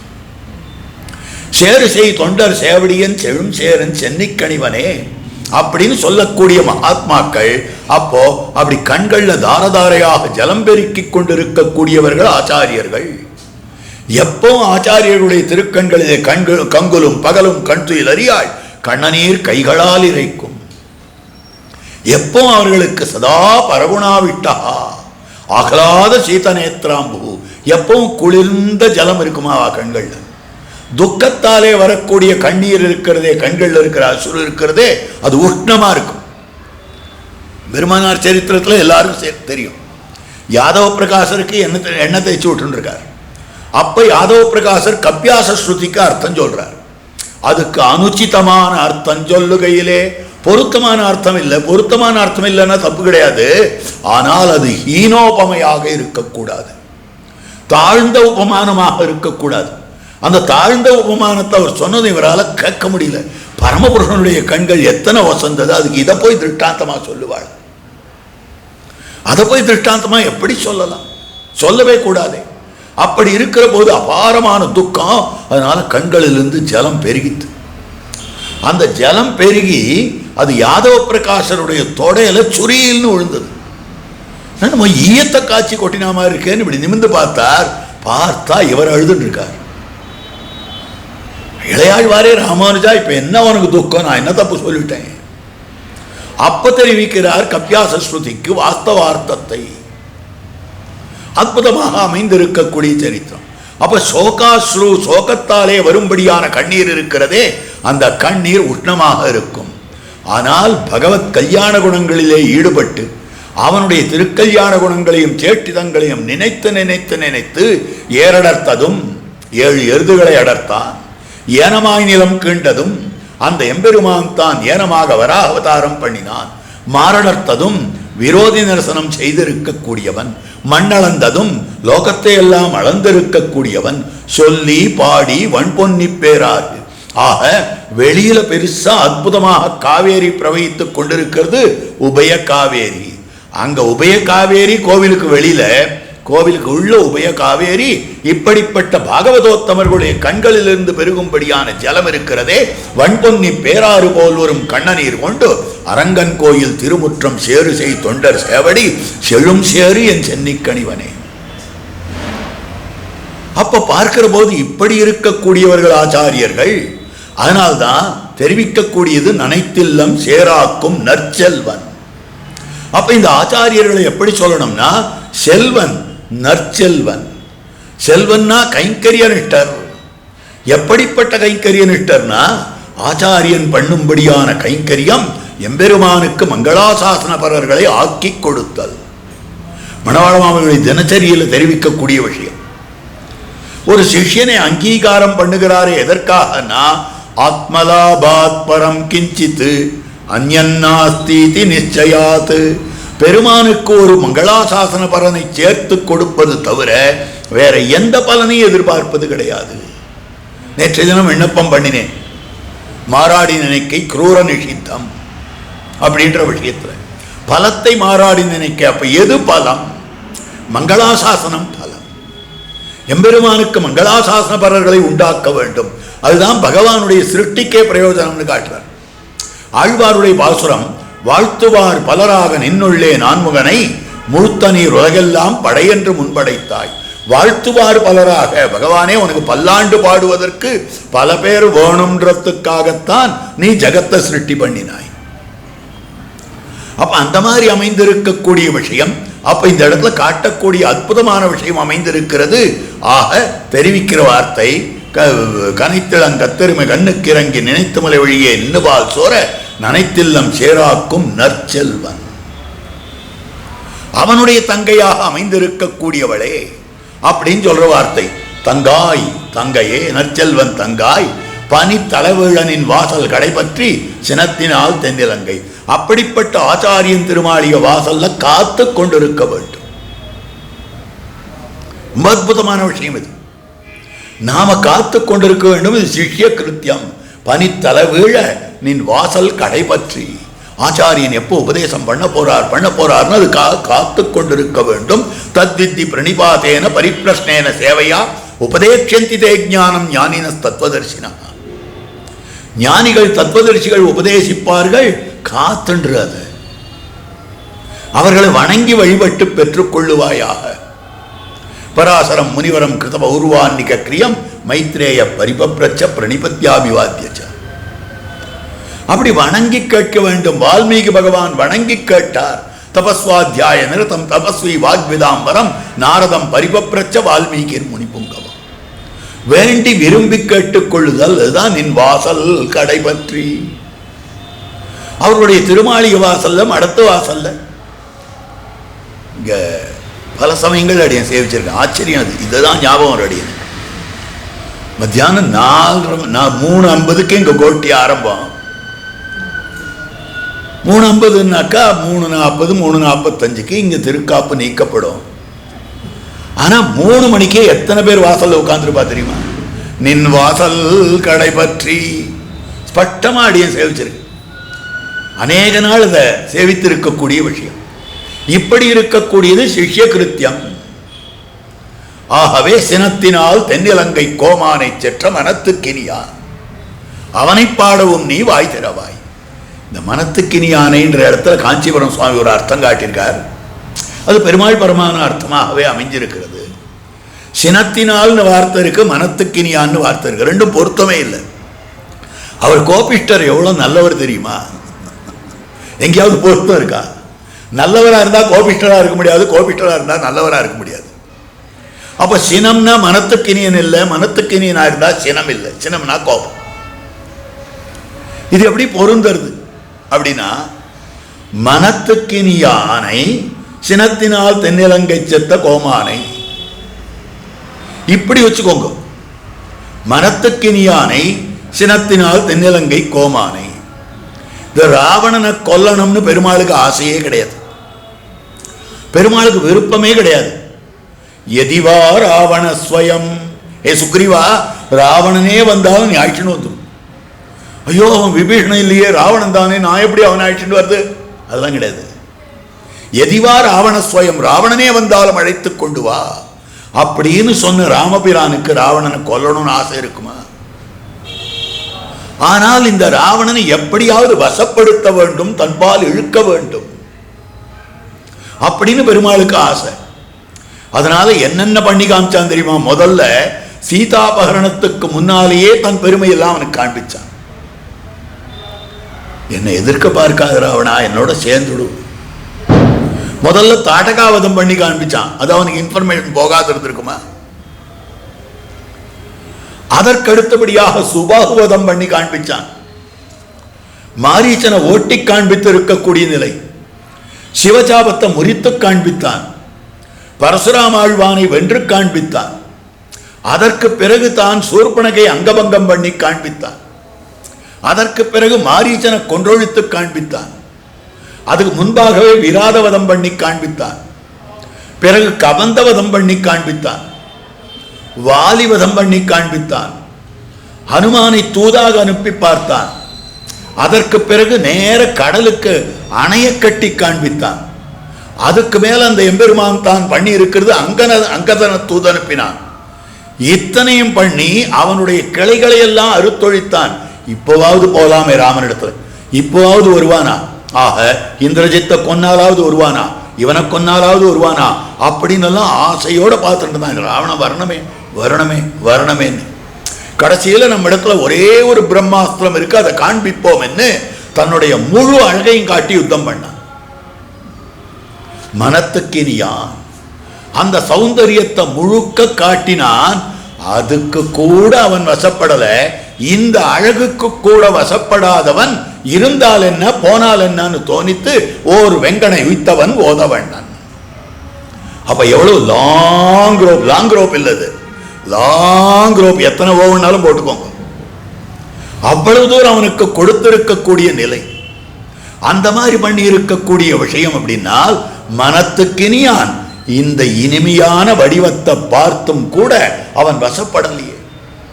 ராம சௌந்தரியத்தை பார்த்து வனத்திலே இருக்கக்கூடிய விலங்குகள்லாம் ஆன்னு பார்த்துதான். ரூபசம்ஹனனம் லக்ஷ்மியும் சௌகுமாரியம் சுவேஷதாம் ததுர்சுகு விஸ்மிதாகாராக ராமஸ்ய வனவாசினா வனச்சாரிணா. வனத்தில் சஞ்சரிக்கக்கூடிய ஆனை பார்த்தது, குதிரை பார்த்தது, மத்தமுண்டான நரி பார்த்தது, கொசு பார்த்தது, எறும்பு பார்த்தது, எல்லாம் பார்த்தது. சிங்கம் பார்த்தது, புலி பார்த்தது. வனச்சாரிணா வனத்தில் சஞ்சரிக்கக்கூடியவையெல்லாம் ராமனுடைய சௌந்தரியத்தை பார்த்து ஆன்னு இருந்தது. திருவடி சொல்றார் மஞ்சன திரண்ட கோலமேனியான். அதே மாதிரி வாலி அந்த அழகை பார்த்து ஆனந்தப்பட்டான். வாலி முன்னால பெருமாள் வந்து யுத்தம் பண்ணிருந்தாரே, ஆனால் வாலி அந்த அழகிலேயே மயங்கி போயிருப்பான். ராவணன் முன்னால நின்னும் கூட அவன் வரலையே, இதுக்கு மேல அவன் ஒழிஞ்சா என்னான்னு ஒழித்தான். அப்ப சினத்தினால் தென்னிலங்கை கோமானை செற்ற மனத்துக்கினியான். ரொம்ப ஆச்சரியமான அர்த்தம். மற்ற வியாக்கியாதாக்கள் யாரும் தெரிவிக்காத அர்த்தம். இது அற்புதமான அர்த்தமாக அமைஞ்சிருக்கு. காஞ்சிபுரம் சுவாமி காட்டியிருக்கக்கூடிய சினத்தினால் தென்னிலங்கை கோமானை செத்த மனத்துக்கினியானை பாடவும் நீ வாய்திரவாய் இனித்தான் எழுந்திராய் ஈதென்ன பேருறக்கம் அனைத்தில்லத்தாரும் அழிந்தேலோர் எம்பாவாய். அனைத்தில்லத்தாரும் அறிந்து என்ன அழகான வார்த்தை. எல்லாருக்கும் தெரிந்து விட்டது. என்ன தெரிந்து விட்டதுன்னா, இத்தனை பெண்களும் வந்து எழுப்பக்கூடிய ஒரு வைபவம் மிக்க இருக்கக்கூடியவள். ஆச்சாரிய வைபவத்தை அனைத்தில்லத்தாரும் அறிந்தார்கள். சாஸ்திரார்த்தத்தை அனைத்தில்லத்தாரும் அறிந்தார்கள். அத்தனை பேருக்கும் தெரிவிக்கும்படியான சாஸ்திரார்த்தம் தெரியும்படியாக எம்பெருமானார் பண்ணினார். பகவான் உபாயம் என்பதை அத்தனை பேருக்கும் தெரிய காட்டினார் தம்முடைய சரணாகதியின் மூலம்.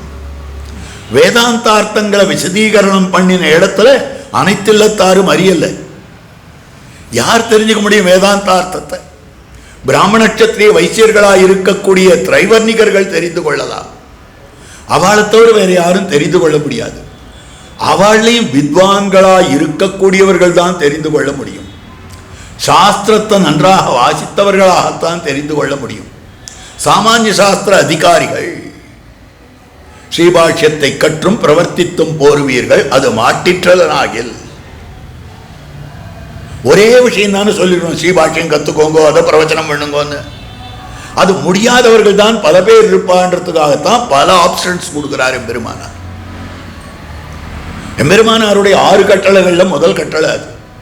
அப்போ வேதாந்தார்த்தம் என்பது எல்லாருக்கும் வசப்படாது. என்ன, அது புத்தியை கசக்கிக்க வேண்டியது. ஆனால் எல்லாரும் மனசை பறிகொடுக்கக்கூடியவர்கள். அதனால பகவத் விஷயார்த்தம் காட்டப்பட்டது. அப்ப சரணாகதி என்ற அர்த்தம் சர்வாதிகாரமான அர்த்தம். சரணாகதி ஆறு வேண்டுமென்னாலும் பண்ணலாம்.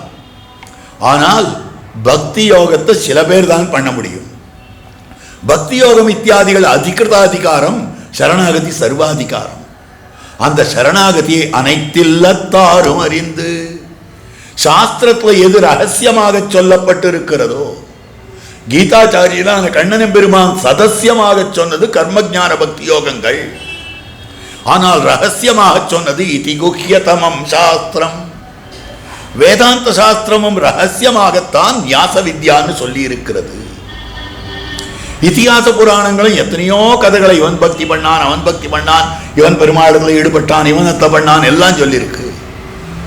சரணஸ்தனாய் இருக்கக்கூடியவன் ஆரோ சில பேரை எங்கேயோ சாஸ்திரத்தினுடைய மூலையில சொல்லியிருக்கு. அதை வெட்ட வெளிச்சமாக்கினாரு.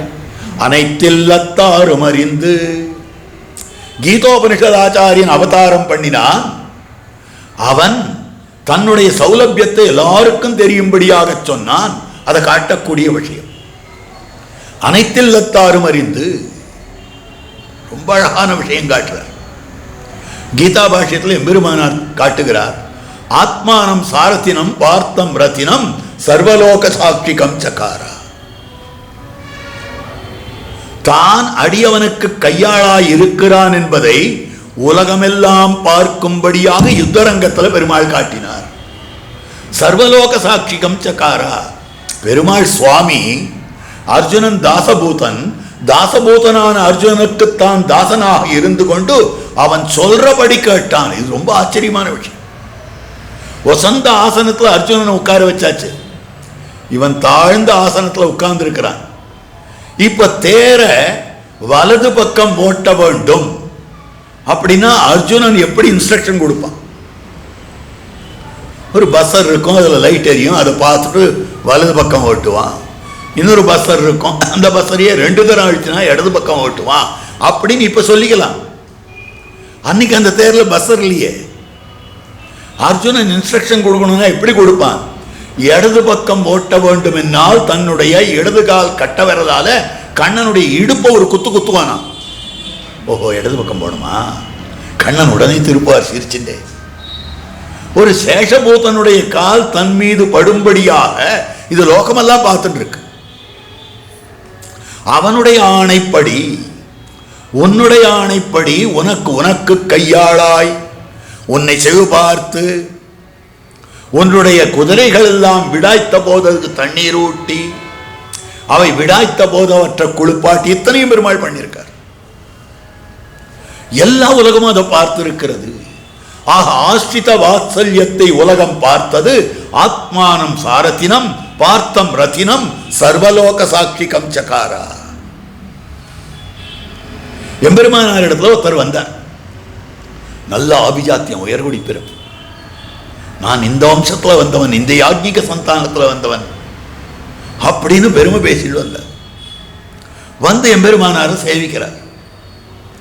எனக்கு பகவத் விஷயம் சொல்லணும், திருவாய்மொழி அர்த்தத்தை நான் கேட்கணும் அப்படின்னார். ஏன் இவருண்ட கேட்கலாமே அவருண்ட கேட்கலாமே அப்படின்னார். ஐயோ, அவள்லாம் கிரகஸ்தாள்னா, நான் எவ்வளவு பெரியவன், இன்னொரு கிரகஸ்தன் இடத்துல கேட்டேன்னா நான் சின்னவன் ஆயிடாதா? நான் எவ்வளவு பெரியவன், அதனால என்னை விட பெரியவர் இடத்துல தான் கேட்கணும். என்னை விட பெரியவர், நீர் சந்நியாசாசிரமத்தை ஸ்வீகரித்து இருக்கிறீர், நீர் சந்நியாசியாக இருக்கிறீர், உம்மிடத்துல தான் நான் கேட்பேன் அப்படின்னு. ஐயோ, எனக்கு அவகாசம் இல்லை, உம்ம விருப்ப பிரகாரம் நான் பண்ண சொல்றேன் அப்படின்னா. என்னது அப்படின்னா, நீர் சொல்றவர் யார் சொல்றாரோ அவர் கேட்கிறவன்ற மாதிரி உலகத்தாருக்கு தெரியும். சரி, அப்ப சரி, யார் அனுப்புறீர்? கூறத்தாழ்வானே, இவருடைய மனசுக்கு ஏத்தாபடி நீர் சொல்லும் அனுப்பிச்சிட்டார். கூறத்தாழ்வான் ஒரு மண்டபத்தில் அவரை வசந்த பீடத்தில் உட்கார வச்சார். அவர் கையில புஸ்தகம் இருக்கு. இவர் உட்கார்ந்து கொண்டு விஷயங்களை விஞ்ஞாசம் பண்ணி வர்றார், ஒரு புஸ்தகத்தை பார்த்துன்னு வர்றார். அந்த சமயத்தில் 6வது ஒருத்தர் வந்தாரேயானால் கூறத்தாழ்வான் என்ன பண்ணுவார்?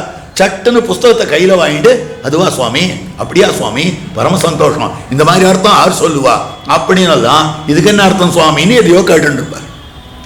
பார்க்கிறவா அந்த ஆச்சாரியரிடத்துல கூறத்தாழ்வானே அர்த்தம் கேட்டுக்கிறார். எவ்வளவு பெரியவர் அவர், எவ்வளவு பெரியவர் அவர் அப்படின்னு சர்வலோக சாட்சி கஞ்சகாரா, லோகமெல்லாம் காணும்படியாக இப்படி அமைந்திருக்கக்கூடியது கூறத்தாழ்வானுடைய பவ்யத்தை. கண்ணனுடைய ஆஸ்ரித வாத்சல்யம் எப்படி உலகெல்லாம் அறிந்ததோ அந்த மாதிரி கூறத்தாழ்வானுடைய இப்படிப்பட்ட ஸ்ரீ வைஷ்ணவத்துவ பூர்த்தி எல்லாராலும் அறியப்பட்டதுன்னு காட்டியிருக்கிறார்கள். அப்ப பார்க்கிற போது எம்பெருமானார் அவதரித்த பிறகு அனைத்தில்லத்தாரும் அறிந்து எல்லாரும் இந்த அர்த்தத்தை தெரிந்து கொண்டிருக்கிறார்கள். அப்படின்னா எத்தனை வைபவமாக அமைந்திருக்கிறது. ஆக இதற்கு சுவாபதேசமாக இன்னும் பல பல அர்த்தங்கள் காட்டப்பட்டிருக்கின்றன. இப்ப ஆழ்வார் பரமான அர்த்தத்தை ஒரு 5 நிமிஷத்துக்குள்ள சொல்லி முடிச்சுடும். இந்த பாசுரத்தில் எழுப்பப்படுபவராக இருக்கக்கூடிய ஆழ்வார் பொய்கை ஆழ்வார். முன் பாசுரத்தில் பூதத்தாழ்வார் எழுப்பப்பட்டிருக்கிறார்னு சொல்லப்படும். கற்றுக்கரவை கணங்கள் பலகரந்து செற்றார் திருவழிய சென்று செறி செய்யும் குற்றமொன்றில்லாத கோவலர். இந்த கோவலர்ன்ற வார்த்தை முதலாழ்வார்கள் 3 பேருக்குமே பொருந்தும்னு காஞ்சிபுரம் சுவாமி காட்டுறார். கோவலர்னா என்ன அர்த்தம்? நேற்று பல அர்த்தங்கள் விண்ணப்பம் பண்ண.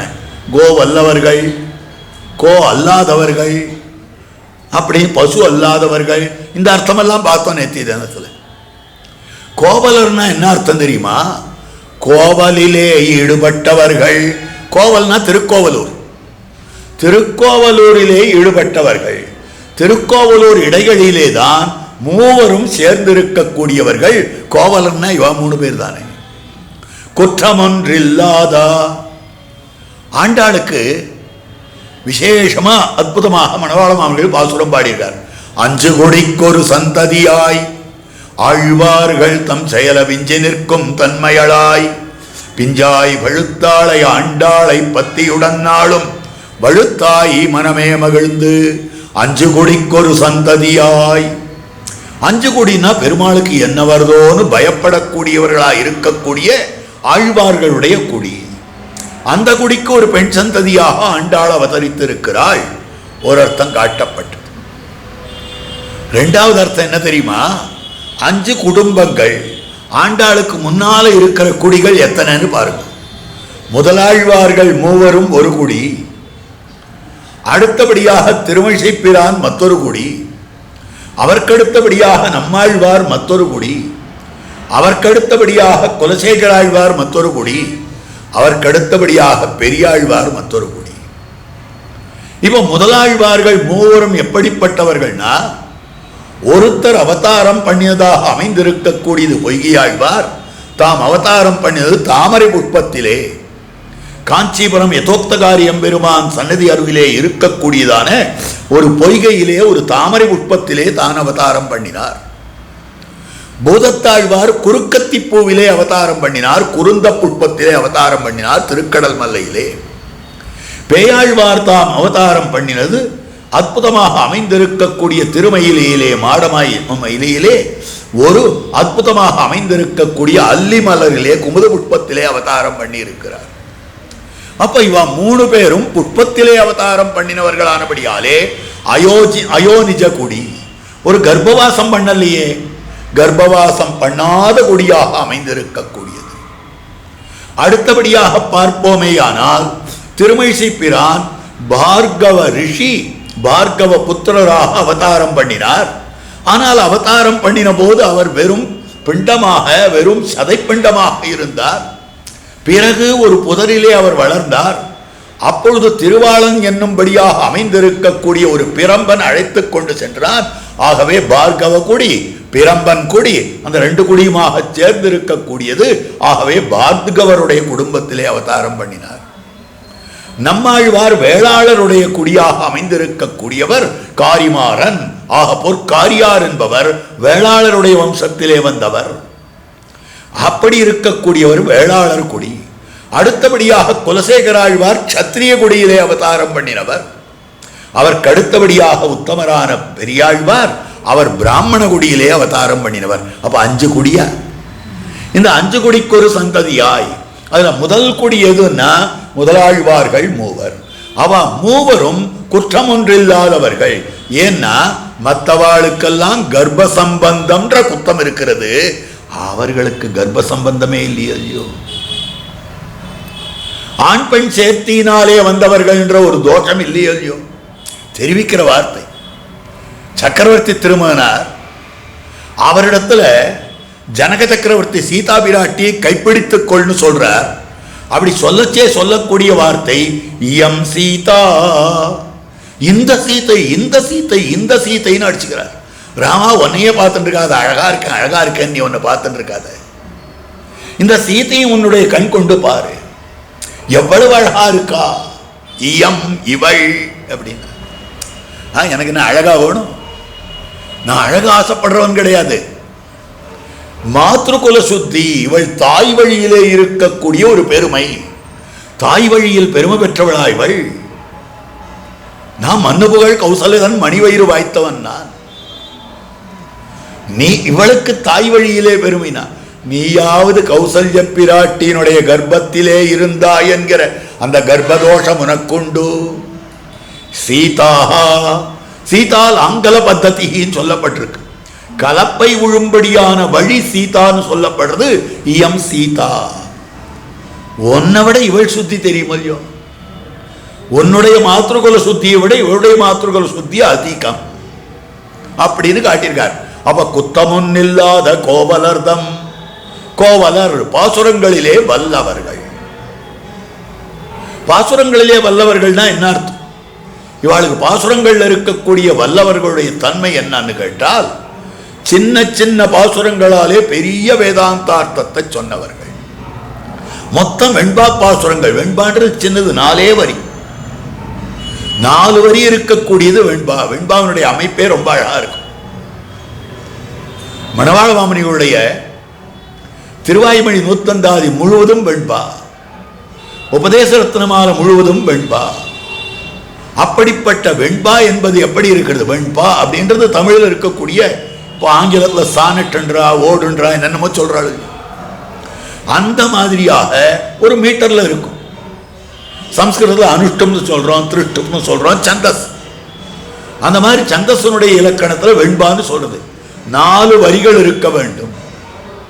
முதல் 3 வரிகளில் எப்படி இருக்க வேண்டும்னா 4 சீர் இருக்க வேண்டும்.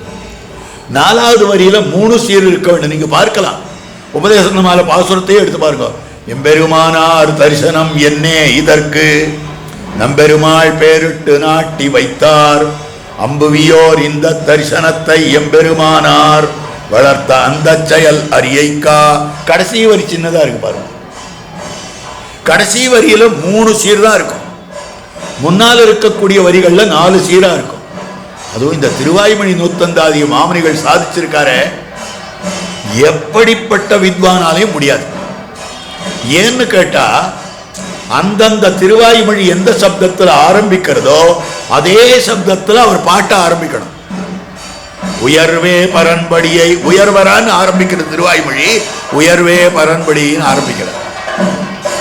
அந்த திருவாய்மொழி எதுல முடியறதோ அதுல முடிக்கணும். வீடு, அப்பதான் அடுத்த திருவாய்மொழி ஆரம்பிக்க முடியும். வீடு வேறாகவே விளையும் வீடு. அப்ப வெண்பாவில் அமைய வேண்டும்.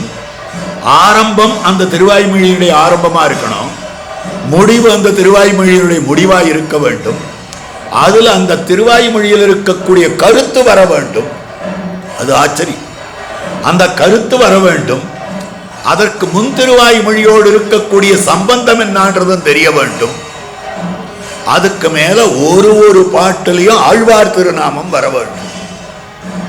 எத்தனை நிர்பந்தத்தை வச்சுட்டு வார்த்தைகள் ஆப்பிடுமானா நமக்கெல்லாம் என்னமான வார்த்தைகள், அந்த சப்தங்களை கேட்க கேட்க கேட்க, அதாவது முழுக்க ஈடுபாட்டோடு அதை சேவிச்சாதான் தெரியும்.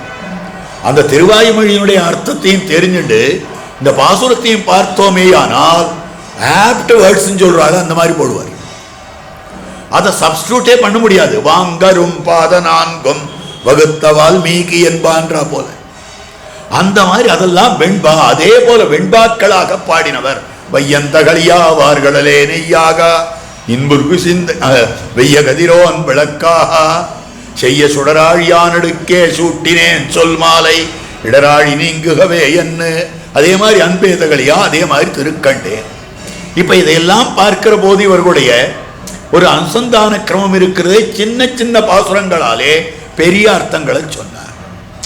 அதுல பூதத்தாழ்வாருக்கு கோவலர்தம் பொற்கொடியே, இவர்தான் தன்னை கொடியாக சொல்லிக் கொண்டார். மற்ற 2 ஆழ்வார்களும் தன்னை கொடியா சொல்லிக்கல, இவர்தான் கொடியாக சொல்லிக் கொண்டார். பதியமைந்து நாடி பறித்தெழுந்த சிந்தை மதியுறிஞ்சி வான்முகடு நோக்கி கதிமிகுத்து அங்கோல் தேடியோடும் கொழுந்ததே போன்றதே மால் தேடியோடும் மனம். கீழே ஒரு கொடி படர விட்டதே, ஆனால் அந்த கொடி எங்கேயாவது கொம்பா விடுமா? அந்த கொம்பை போய் சுத்திக்கலாமா? அப்படின்னு தான் போய் இந்த கொம்பை மேலே ஏறிடும். அந்த மாதிரி மால் தேடியோடும் மனம், திருமால் என்னும்படியான அந்த கொள்கொம்பை சேர்ந்து என்னுடைய மனசானது போகிறதுன்னு சொன்னார். அப்ப கோவலர்தம் பொற்கொடியே புற்றரவல்குல் புனமையிலே போதராய், புனமையிலே போதராய், இவரே மயிலாக சொல்ல வேண்டும். மயில் எங்க இருக்கும்னா கடிபொழில், நல்ல வாசனமிக்கு இருக்கக்கூடிய சோலைகள்ல மயில்கள் உலாவக்கூடியது. அப்போ இவர் இருந்த இடம், இவருடைய அவதார இடம் எது தெரியுமா? கடிபொழில் சூழ் கடல் மல்லை தலசயனத்தே. நன்னா வாசனமிக்க இருக்கக்கூடிய சோலைகளாலே சூழப்பெற்றிருக்கக்கூடிய திருக்கடல் மல்லை திவிதேசத்திலே இவருடைய அவதாரம், பூதத்தாழ்வாருடைய அவதாரம். அது தவிர மயில்கள் கடற்கரை சோலைகள்ல அதிகமாக இருக்கும். அப்படி இருக்கிற போது அந்த மாதிரி கடற்கரை சோலை அது கடற்கரையாகவும் இருக்கிறது, கடல் மல்லை தலசயனமாக அமைந்திருக்கிறது. புத்திரவல்குல் புனமையிலே போதராய், சுற்றத்து தோழிமார் எல்லாரும் வந்து, இவருக்கு சுற்றமாறு இவருக்கு தோழிமாறாருன்னு கேட்டா, இவருக்கு சுற்றத்து தோழிமார் எல்லாரும் பொய்கையாழ்வாரும் பேயாழ்வாரும் அவளும் சேர்ந்து வந்து விட்டார்கள். நின்முற்றம் புகுந்து, எம்பெருமானே உன்னுடைய முற்றமாய் இருக்கக்கூடிய மிருகண்டு மகர்ஷியினுடைய ஆசிரமத்தின் இடைகளிலே புகுந்து முகில்வண்ணன் பெயர் பாடா, அந்த எம்பெருமானுடைய திருநாமத்தை பாடா அப்படின்னு சொல்லும்படியானது அது பொய்கை பூதத்தாழ்வாருக்கு அமைந்திருக்கிறது. இங்கு பொய்கையாழ்வாருக்கு கனைத்து, கனைத்துன்ற வார்த்தை, கனைக்கிறதுன்னு என்ன, முதல்ல பேசுறதுக்கு முன்னால தொண்டை நன்னா வரணும் இல்லையோ, அப்படின்னு கனைக்கணும். பேசுறவனா இருந்தா கனைப்பான், பாடுறவாளா இருந்தாக்கா உள்ளுக்குள்ளேயே ஹம்பண்டுவான். அது அந்த ஸ்வரத்துக்கு தொண்டை வந்ததும் உடனே பாட ஆரம்பிப்பான். அப்போ முதல்ல இவர் தான் பேசினார், இவருக்கு முன்னால ஒருத்தரும் பேசல. பூதத்தாழ்வார் இவருக்கு அப்புறம் பேசினார், பேயாழ்வார் அவருக்கு அப்புறம் பேசினார். முதல்ல பேசினவர் பேச ஆரம்பிச்சே கனைக்கணும் இல்லையோ, இவர் தான் கனைத்தவர். கனைத்தளங் கத்தெருமை கண்ணுக்கு இறங்கி நினைத்து முலை வழியே நின்றுபால் சோர நனைத்து இல்லம் சேராக்கும், நனைத்து இல்லம் சேராக்கும். இவர் தான் இருக்கிற இடத்தெல்லாம் சேராக்கினார். எங்க தெரியுதுன்னா, இவர் பாசுரத்துல நான் அழுதேன், கண்கள்ல தாரதாரியா ஜலம் பெருக்கி அழுதேன். ஏன் அழுதேன்னு கேட்டார். பழுதே பல பகலும் போயினவென்னு, அநியாயமா வியர்த்தமா போகிட்டனே, இத்தனை ஜென்மம் அநியாயமா போயிடுத்தே கண்ணனம் பெருமான வழிபடாமல் என்று பழுதே பல பகலும் போயினவென்று அஞ்சி எழுதேன் அரவண மேல் கண்டு தோழுதேன்னு காட்டுகிறார். ஆகவே நனைத்தில்லம் சேராக்கும் நற்செல்வன் தங்காய், நற்செல்வன் தங்காய் இவர் திருவடிகளை வச்சார், பூதத்தாழ்வார் வந்தார். பூதத்தாழ்வார் திருவடிகளை வச்சார், பேயாழ்வார் வந்தார். இவருடைய கால் நலத்தாலே தான் ஆழ்வார்கள் 11 வந்தார்கள். ஆகவே இவருடைய திருவடி செம்பொற் கடலடி செல்வா பலதேவான்ற மாதிரி நற்செல்வன் செல்வா, அந்த செல்வமானது அமைந்திருக்கக்கூடியது. ஆகவே அதை பார்க்கிற பொழுது நற்செல்வன் தங்காய், தங்கைனா இளையவள் அர்த்தம். யார் இளையவள்னா இப்ப ஜேஷ்டான்னு ஒத்தி இருக்கணும் இல்லையோ, அந்த ஜேஷ்டா தேவியை தான் மூதேவின்னு சொல்றோம். ஆருக்கு ரஜஸ்தமோ குணங்கள் இருக்கின்றனவோ அவள்லாம் மூதேவிகள். ஆனால் ஸ்ரீ மகாலட்சுமி நாச்சியார் இருக்கிறாளே, அவள் எப்படிப்பட்டவள்னா அவள் இளையவளாக அமைந்திருக்கிறாள். இந்த ஜேஷ்டா தேவியும் ஸ்ரீ மகாலட்சுமி நாச்சியாரும் ஒன்னா வந்து இருக்கா ஒரு இடத்துல. மொத்தம் உட்காந்துருக்கான் பாவம், ஐயோ பாவம் அவன் உட்காந்துருக்கான் மரத்தடியில். இவா 2 பேரும் சண்டை போட்டுலே வரா, நான் தான் அழகு, நான் தான் அழகு, நான் தான் அழகுன்னு. உடனே இவன் இடத்த கேட்கலாம், நம்ம 2 பேர்ல யார் அழகா இருக்கோன்னு கேட்கலாம் அப்படின்னா. உடனே அவனை பார்த்து எங்க 2 பேர்ல யார் அழகு, அவனுக்கு ஆசை ஸ்ரீ மகாலட்சுமி அழகுன்னு சொல்லணும்னு. ஆஹா அவளை அழகுன்னு சொல்லிட்டியா, என்னை விட்டுட்டியான்னு மூதேவி அவன் தல்ல வந்து உட்காந்துருவா ஜேஷ்டா தேவி. இல்லை அவதான் அழகுன்னு சொன்னாக்கா உட்கார மாட்டா போயிடுவான்னாக்கா ஸ்ரீ மகாலட்சுமி சேர்ந்து போயிடுவா, அவளை அழகுன்னு சொன்னியா அப்படின்னு. என்ன பண்றதுன்னு தெரியல. உங்களுடைய அழகை நாங்கள் சொல்லணும்னா நீங்க 10 அடி நடந்து வாங்குவோம்னா உடனே 2 பேரும் ஒன்னா நடந்து போறா, திரும்பி வரா. உடனே இப்ப கண்டுபிடிச்சிட்டேன் என்ன, மூதேவியே நீ போச்சே அழகா இருக்க, ஸ்ரீதேவியே நீ வரச்சே அழகா இருக்க அப்படின்னு சொல்லி இருக்கிற வார்த்தை. அப்போ அப்படி காட்டுகிற போது ஸ்ரீதேவி நாச்சியார் அவள் இளையவளாக அமைந்திருக்கக்கூடியவள் தங்கை. அப்ப இவரை போய் எப்படி ஸ்ரீதேவி நாச்சியார்னு சொல்ல முடியும், இவரை தங்கைன்னு சொல்ல முடியும்னா இவருடைய அவதாரத்தை காட்டுகிற போது வனசமலர் கருவதனில் வந்தமைந்தான் வாழியே தாமர புஷ்பத்தில் அவதரித்தார். சீதா பிராட்டிக்கும் கமலமலர் மேல் செய்யாள்னு பேரு, அதாவது பிராட்டிக்கு ஸ்ரீமகாலட்சுமி நாச்சியாருக்கு. அதனால் இவரையே லக்ஷ்மியாக சொல்லலாம். நற்செல்வன் தங்காய் வனித்தல வேழனின் வாசல் கடைபற்றி சினத்தினால் தென்னிலங்கை கோமானை செற்ற மனத்துக்கினியானே. யாரும் சொல்லாததாய் அமைந்திருக்கக்கூடிய ஒரு சரித்திரத்தை இவரும் பேயாழ்வாரும் சொல்லி இருக்கிறார். ஒண்ணுமில்ல, பிரம்மா ராவணன் இருக்கிறானே, அவன் என்ன பண்ணினான், பிரம்மாவை குறித்து தபஸ் பண்ணினான். அவன் தபஸ் பண்ணி எனக்கு வரங்கள் வேணும், அது வேணும், இது வேணும்னு கேட்கறதுக்காக சித்தமா இருக்கான். இவனுக்கு இவர் கண்டபடி வரத்தை கொடுத்துட்டா இவன் அழிக்க முடியாமல் போயிடுதுன்னா என்ன பண்றது அப்படின்றதுக்காக பெருமாள் பிரம்மாவனுடைய மடியில வந்து படுத்துட்டாராம். சின்ன குழந்தையா படுத்துண்டு வெறுமை இல்லை, தன்னுடைய பாதத்தால பாதமத்தால் எண்ணினான் பண்பு, தன்னுடைய பாதத்தால தொட்டு தொட்டு தொட்டுன்னு பிரம்மாவனுடைய தொடையில 10 தரம் தட்டினாராம். வந்திருக்கிறவன் ஒத்த தலையோட வந்திருக்க ஆரோ ஒத்தன் நினைக்காத, 10 தலை இருக்கிற ராவணன் இவன் அழிக்கிறது ரொம்ப கஷ்டமா போயிடும், நீ கண்டபடி வரத்தை கொடுத்துடாத, ஏதாவது ஒரு இடத்துலயாவது லூப்போல் வைன்னு சொன்னாராம். அதனால்தான் மனுஷன் அவன் கேட்காதபடி இவர் பண்ணி வைத்திருந்தார். அதனால பாதமத்தால் எண்ணினான் பண்பு பூமேய மாதவத்தோன் தாழ் பணிந்த வாழறக்கன் நெண்முடியை பாதமத்தால் எண்ணினான் பண்பு. இந்த சரித்திரத்தை பொய்கையாழ்வார் தான் சொல்லியிருக்கார். அவருக்கு அடுத்தபடியாக கொண்டு வளர்க்க குழவியாய் தான் வளர்ந்தது என்ற பாசுரத்தில் பேயாழ்வார் காட்டியிருக்கிறார். இப்படி இருக்கிற சரித்திரம். ஆகவே இந்த பாசுரமானது பொய்கையாழ்வாரை சொல்லக்கூடிய பாசுரமாக அமைந்திருக்கிறது. இதெல்லாம் காஞ்சிபுரம் சுவாமி சாதித்திருக்கக்கூடிய சுவாபதேசார்த்தம். ஆக இப்படி இந்த பாசுரார்த்தம் ஆயிற்று. உடனே எழுந்து வர அடுத்த திருமாளிகைக்கு கண்ணழகியான ஒரு பெண் பிள்ளை எழுப்புகிறார்கள். அந்த பாசுரார்த்தத்தை நாளை கோட்டியிலே விண்ணப்பம் பண்ணுகிறேன். நாளைக்கு சாயங்காலம் 6 மணிக்கு உபன்யாசம் ஆரம்பம். கோட்டியார் எல்லோரும் எழுந்துள்ள வேணுமாய் பிரார்த்திக்கிறேன். இப்பொழுது இன்றைய நாள்பாட்டை அனுசந்தானம் பண்ண வேணுமாய் பிரார்த்திக்கிறேன். கனைத்திளங்க திரும கண்ணுக்கிறங்கி நினைத்து மலை வழியே நின்னு பால் சோரா நனைத்தில்லம் சேராக்கும் நற்செல்வன் தங்காய் பனித்தல வேழனின் வாசல் கடைபத்தி சினத்தினால் தென்னிலங்கை கோமானை செத்தா மனத்துக்கினியானை பாடவும் நீ வாய் திறவாய் இனித்தான் எழுந்திராய் ஈதென்ன பேருறக்கம் அனைத்தில்லத்தாரும் அறிந்தேலோர் எம்பாவாய். நாளைக்கு கிரமமா உபன்யாசம். यतिराज यतिराज यतिराज जय हो यतिराज यतिराज रामानुज जय हो रामानुज जय हो यतिराज यतिराज यतिराज जय